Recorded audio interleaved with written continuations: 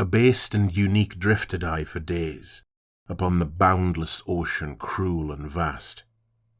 The ever-vigilant sun blazed forth its rays to melt my senses. Future, present, past became one hazy image of the foe, the great unknown beneath my kicking feet.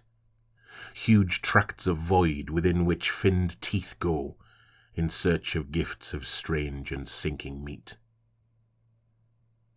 How long I dwelt there I know not to tell, but I recall a glint of distant lights I took to be a ship through foggy eyes. A trick, perhaps, not first among these nights, where hope had conjured vessels large and small, with sharp-eyed lads to spot my tiny form, amongst the towering waves that crashing called their claim to the survivor of the storm. Thank God, not ship, but land, a faint green line compressed between blue sea and bluer sky. A lazy trail of smoke to earth the sign, in firm reality, not fever lie. Alas, I had no strength to strike for shore, nor could I rouse my limbs for life's reward. But as the darkness won, I felt rough hands take hold my arms and haul my corpse aboard. Death had not claimed me, though he'd hovered long, and as days passed on land my vigour grew. My silent saviours tending to my needs, though with each sunset needs of aught were few. Strange rescuers indeed, not one word shared behind crude face masks, swathed in tattered cloth. Hunched and twisted, fitful, almost scared, they flitted round me like a lantern moth. I must gain passage home now I am well. I broke the silence, and the crowd withdrew. God bless your mercy and your kindnesses. You have my thanks, but tell me, who are you?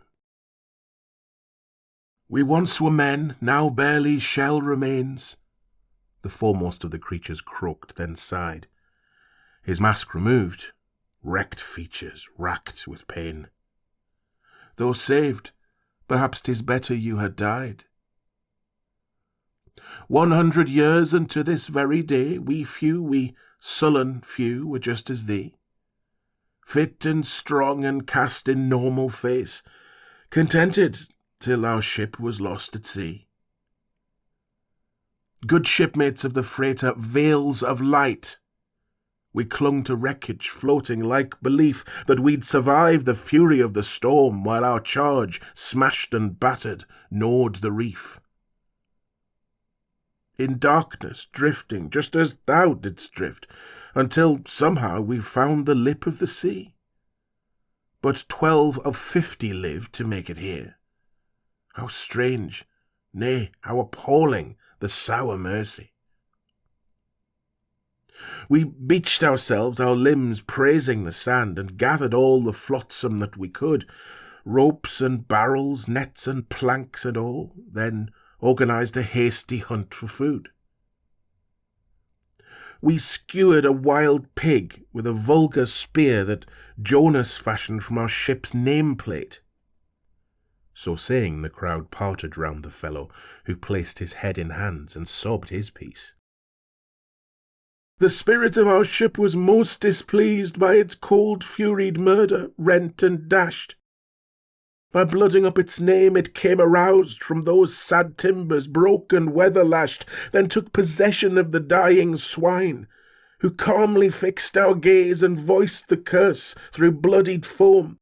Fie, hell on earth be thine, and every day thy limbs shall serve thee worse. But hunger beating fear, we sat and ate. Half crazed, the uncooked flesh ground between our teeth, we cursed the damned existence of that reef, then slept, as dead men sleep, till very late. Come morning time, our nightmare would begin. Some demon saw us in our blood-soaked slumber, remade our bodies stunted, warped and foul, and left us goblins wrapped in twisted skin, disfigured so as to shock even the blind. Our very aging there was misaligned, and thus we stand before you as we are, in lonely exile for our sin, forever." "Bravo, a worthy tale," I then replied. "This curse, though, lies on you and only you. Behold, I am not thralled, the same outside as when you rescued me and I arrived." "Then so be it. Begone!" They clamoured round, and showed me to their raft a sturdy sail. But wading to the craft, a rusty nail impaled my foot, which crimson swam around. The men sifted the shallow depths, the sand, lifted the faded wood all spattered red. The letters VEI could be discerned.